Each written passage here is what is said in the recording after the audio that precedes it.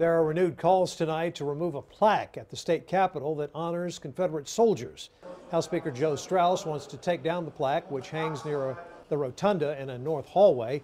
In a letter to Governor Greg Abbott and the State Preservation Board, Straus said this plaque has historical errors related to slavery and the cause of the Civil War. State Representative Eric Johnson initially called for the plaque to be taken down in 2015. And the recent violence in Charlottesville, Virginia, combined with Johnson moving offices down the hall from the plaque, ignited the conversation about Confederate memorials across Texas.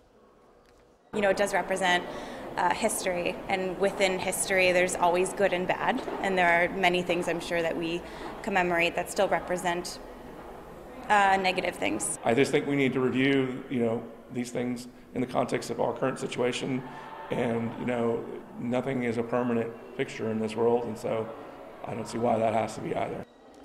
It's up to the State Preservation Board to decide whether to take down this plaque. Looking in depth now, the debate surrounding the children of the Confederacy Creed plaque and the other nearly 12 Confederate monuments at the Texas State Capitol dates back years. Representative Johnson first called for its removal in 2015 after 9 people were killed inside of a South Carolina church by self-proclaimed white supremacist Dylan Roof. In July 2015, Democratic lawmakers sent a letter to state leaders. They were asking for the creation of a task force of lawmakers and educators to review and remove Confederate markers, calling them historically inaccurate. Lawmakers returned to session less than 2 years later when Republican Representative James White introduced the Texas Hero Protection Act, seeking to protect Confederate monuments, memorials, and graves from removal or destruction, citing historical significance, but that bill failed to pass.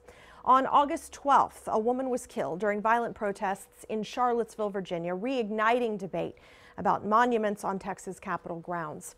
And 5 days later, Representative Johnson asked again for the removal of the plaque after he moved offices across the hall from where it is mounted. Today, Speaker Straus, as you've heard, sent the letter calling for the removal to state leaders. And we asked the State Preservation Board how many complaints they have received about Confederate markers. They tell us there have been 5 since January of 2015. One of those complaints was about the Confederate flag flying outside the Bob Bullock Texas State History Museum. The rest address statues and plaques on the state capitol grounds.